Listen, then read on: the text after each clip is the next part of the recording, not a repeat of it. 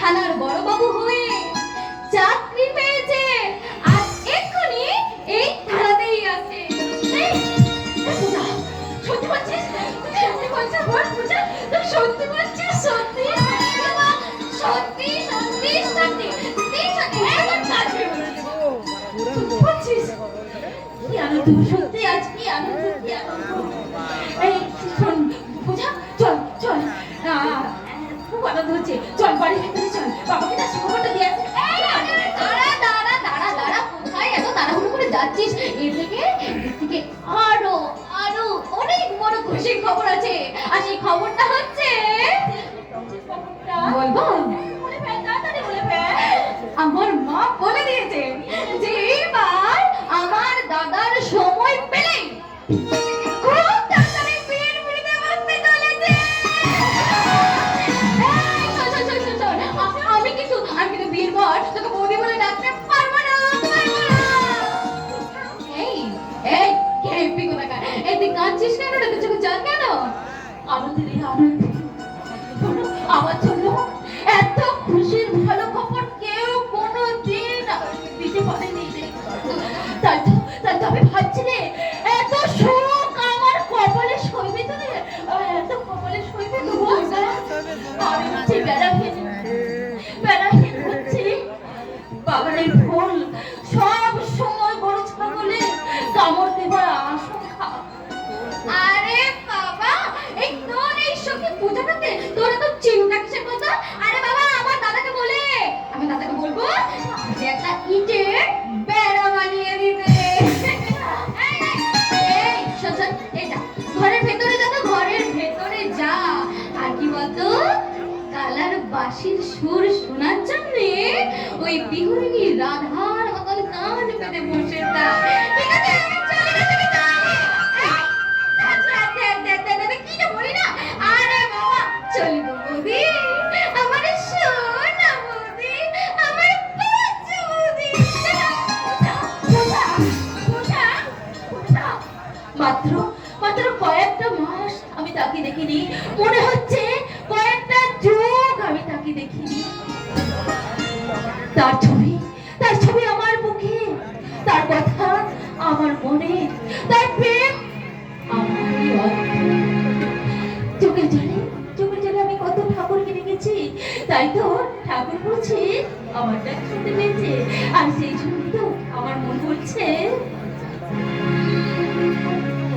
আমার মনের আঙ্গনে সুখের ফাগুন এলো,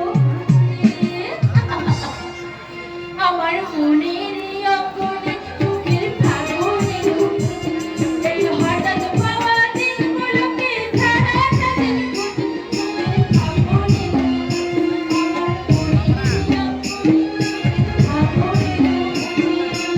আমার এত টাকা সত্যি শুনতে পাচ্ছেন না? ওই কানে কি তুলো বুঝে রেখেছেন? বলছিলাম এটা কি স্বদেশ বাড়ি? তুমি কে? আমি ওনার মেয়ে। আইসি, ওনাকে একটু ডেকে দাও তাহলে। ভাবতে হবে না, আর নিজে এসেছি। বলুন কিসের প্রয়োজন? ওই যে সেদিনের কেসটা, অবৈধ প্রেমের কারণে ওই যে মেয়েটা আত্মহত্যা করেছিল। মিথ্যে কথা। আরে মশাই, এটা রাম রাজত্ব নয়, কলিযুগ। এখানে জোরজার ওই মুল্লুক, ওই কেউ সাক্ষী নেবে না। চল চল আমার সাথে থানায় চল। What?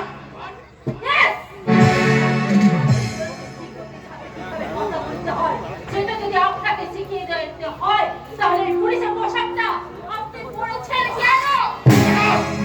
ওই সেটআপ শব্দটা বাড়িতে দাঁড়িয়ে আয়নার সামনে নিজেকে বলবেন। ওই কথাগুলো কিন্তু সামলে বলবে। ওই আমরা তোমাদের সঙ্গে ঝগড়া করতে আসিনি, আবার ফুলের মালা নিয়ে বরণ করতেও আসিনি। ফুলের মালা আপনাদের হাতে শোভা পায় না অফিসার। আপনারা কিন্তু আমাদের প্রথম থেকে এই অপমান করে যাচ্ছেন। সম্মান জোর করে আদায় করা যায় না হাবিলদার সাহেব। সম্মান আপনা আপনি আছে, আর সেই পঞ্চায়েতের জানা নেই। অপমানে তার আপনি কি বলতে চাচ্ছেন? বলতে দেখছি থানাটাকে তো মিথ্যা আড্ডাখানার ঘুষের আরো তৈরি করে তুলেছেন। মানুষ অবিচার চাইতে গেলে ভাই অবিচারের লাঠি, মেয়েরা পরিচিতা হয়ে খুন হলে হয় আপনাদের চোখে আত্মহত্যার ভাব কাটে। টাকার লোভে অপরাধ জগতের অপরাধীদের দোষ থাকতে সহজ, নির্দোষ অসহায় মানুষের বুকে রাখতে রাখবেন বাংলার মাটি। এবার আপনার মতাও এই কাণ্ড আমি ঠান্ডা করে দেব। আপনার পথে ঘটনা তাই করা সেদিন এই পুলিশের পোশাকটা আপনার শরীরে থাকবে না অফিসার। থাকবে কি থাকবে না সেটা এখনই বুঝিয়ে দিচ্ছে।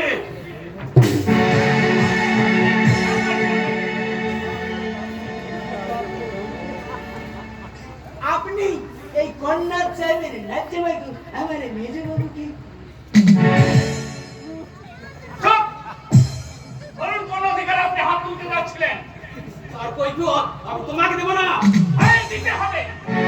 কারণ পুলিশের পোশাক পরেছেন বলে যা খুশি তাই করতে পারেন না, আর সে অধিকার আপনাকে দেওয়া হয়নি। এই সব কথা বলা তুই কে? সেটা পরে জানতে পারবেন। একজন মাস্টার মশাইকে হাত তুলতে যাওয়ার প্রায়শ্চিত্ত কিভাবে করতে হয় এখন সেটা বুঝিয়ে দেব। এই ঘরে!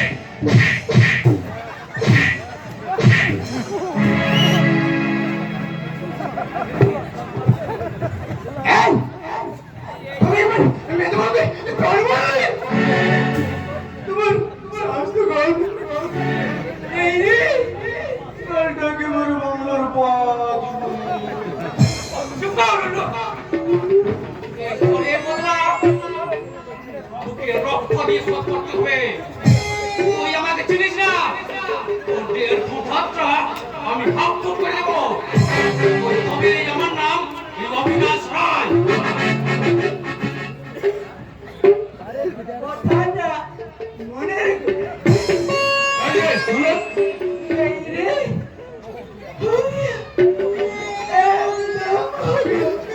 কি হয়েছে? অনেক কথা স্যার আমার পেন্টুর নামে হয়ে গেছে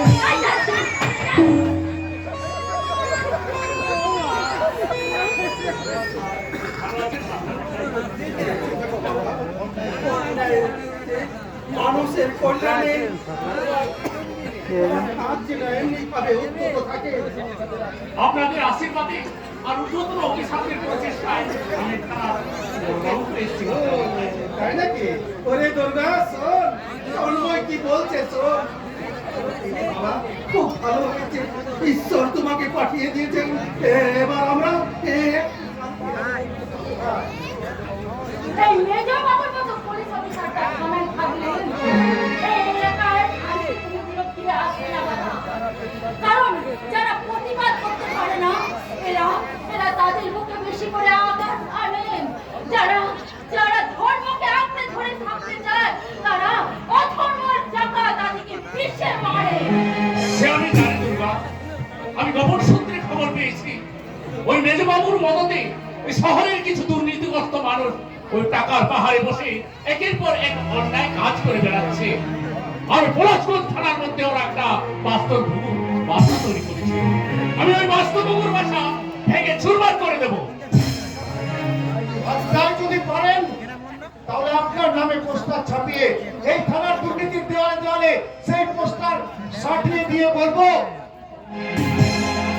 দুর্নীতিগ্রস্ত নেতা মন্ত্রীরা সাবধান, ঘুষখোর পুলিশ অফিসাররা সাবধান, কালো বাজারিরা সাবধান।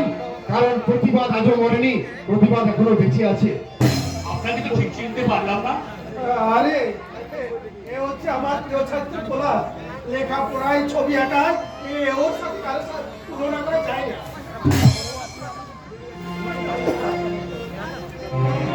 এখনো আপনি আমাকে বলতে পারেন মাস্টারমশাই? আমিও কিন্তু ভুলিনি পলাশদা। সেই ছোটবেলায় পিয়ারা না পেরে দেওয়ার জন্য আমি তোমাকে কত জ্বালিয়েছি, তোমার মনে আছে পলাশদা? মনে আছে? আরে দেখুন, তুমি ছোট থেকে আজ এত বড় হয়ে গেলে, সত্যি সত্যি আজ তুমি আমার দিদিমার হয়ে গেছে। পলাশদা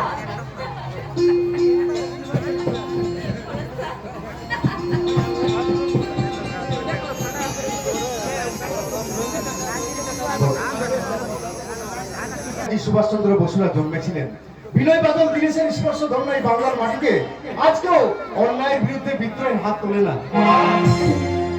পলাশদা এই দেশের বিপ্লব বিদ্রোহ সুবিধাবাদের সাল গায়ে দিয়ে 2026 সালের চরিত্রহীনতার বারিশে নাক ডাকিয়ে ঘুমোচ্ছে। তাদের গায়ে আজ আপন আপন রাজনীতির লেপ, বিছানায় পাতা আছে ব্যভিচারের দোষক। এই অন্যের বিরুদ্ধে তোমাদের মতো হাজার হাজার শিক্ষিত বিবেকবান ছেলেমেয়েদের শুরু করতে হবে আপোষহীন সংগ্রাম। এই সংগ্রাম শুরু হয়ে গেছে মাস্টারমশাই। আপনার আশীর্বাদ মাথায় নিয়ে জাগিয়ে তুলবো এই দেশের ছাত্র ছাত্রীদের, তারপর জাগিয়ে তুলবো এই দেশের অনাহত নিরুন মানুষ, মধ্যবিত্ত কৃষক শ্রমিকদের। তারপর আমরা সবাই মিলে এই দেশের লজ্জাহীন সরকারি কর্মচারী, শিক্ষক, ইঞ্জিনিয়ার, ডাক্তার, তেল মাখানো সাংবাদিকদের ঘেরাও করে বলবো, ঘেরাও ঘেরাও এখন বৃষ্টি ঘেরাও, ঘেরাও ঘেরাও এখন বৃষ্টি ঘেরাও, সাধু করে দেব এক পদ যদি বাড়াও, ঘেরাও ঘেরাও এখন বৃষ্টি ঘেরাও, খুশি ঘেরে মাথা সাধু করে দেব এক পদ যদি বাড়াও, ঘেরাও ঘেরাও এখন বৃষ্টি ঘেরাও, ঘেরাও ঘেরাও এখন বৃষ্টি ঘেরাও, ঘেরাও ঘেরাও এখন বৃষ্টি ঘেরাও।